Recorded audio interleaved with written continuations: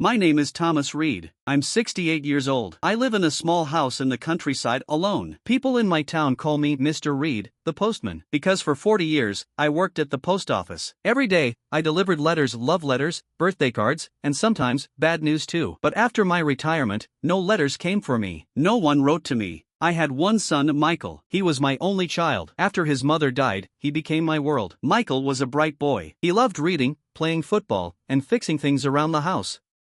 When he was small, he used to say, "Dad, one day I'll buy you a big house in the city." I used to smile and say, "Son, I don't need a big house. I just need you." Years passed quickly. Michael grew up, went to college, and then found a job in another city.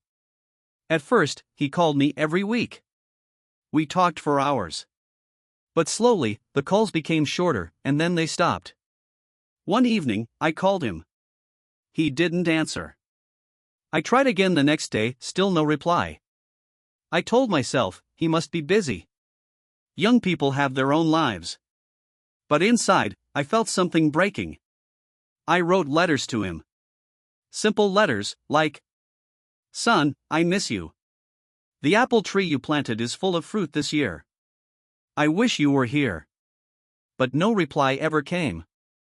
The postman delivers hundreds of letters every week. But none are for me.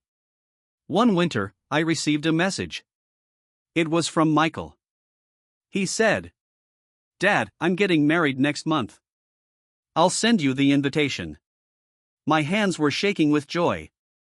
I spent days cleaning the house, polishing old photo frames, and buying a new suit. I waited every day for that invitation letter. But it never arrived. A month later, I saw his wedding photo on social media. He had married a beautiful girl named Rachel. I smiled at the picture, but my heart cried quietly. He looked happy, but I wasn't there. Time moved slowly after that. I grew older, weaker. The house became quieter. Every night, I sat by the window, looking at the stars, thinking about Michael. I still sent him letters every few months. But he never answered. One day, I met my old friend Harry at the market. He said, "Thomas, your son moved abroad, didn't he?" I was shocked. Abroad? He never told me. Harry said, "Yes, I heard he got a big job in Singapore." That evening, I cried for the first time in many years. Not because he left, but because he forgot to tell me. A year later, I had a small heart attack. The doctor said I should not live alone. He told me to call my family. I dialed Michael's number with trembling hands. It rang and rang, no answer. So, I wrote him a final letter. It said, "My dear son, don't worry about me. I'm fine. I just wanted to hear your voice once. I'm proud of you, always. Love, Dad." I gave that letter to the post office to deliver. And then, I waited. Days passed. Weeks passed. No reply. One rainy afternoon, someone knocked on my door. I opened it slowly. A young woman stood there, wet from the rain. She said, "Are you Mr. Thomas Reed?" I said, "Yes." She looked nervous. "My name is Rachel. I'm your son's wife." My heart stopped for a second. "Rachel?" I whispered. "Where's Michael?" She looked down and said, He's in the hospital." I dropped the umbrella. My hands started shaking. "What happened?" I asked. She said softly, "He had an accident. He's been in a coma for 3 weeks." Rachel took me to the city hospital.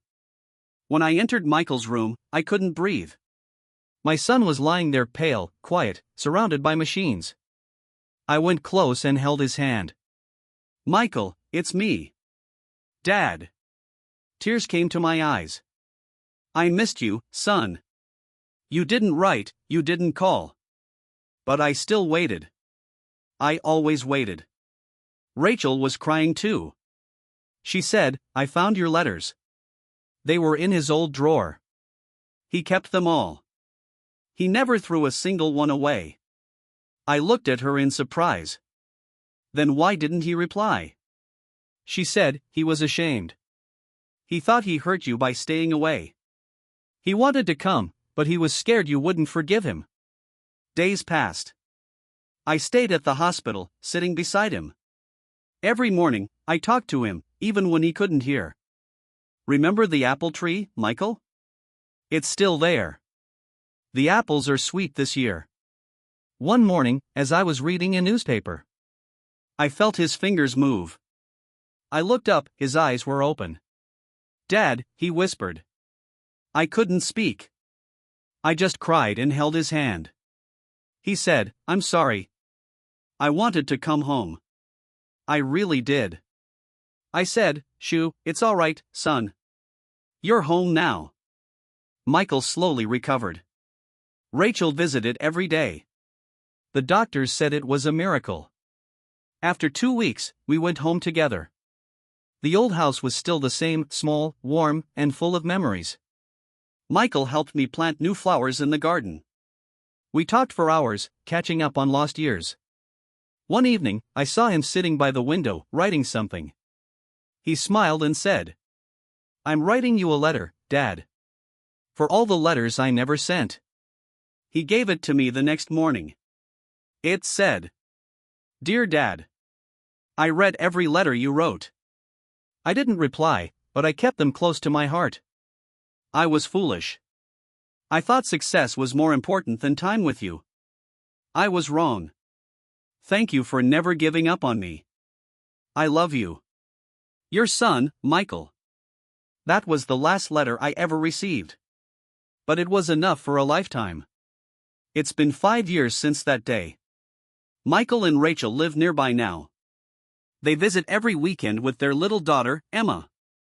Every time Emma runs into my arms and calls me Grandpa, I feel like my heart has finally healed. Sometimes I still write letters. Not to send, but to remember. Because words can hold memories. And memories keep love alive.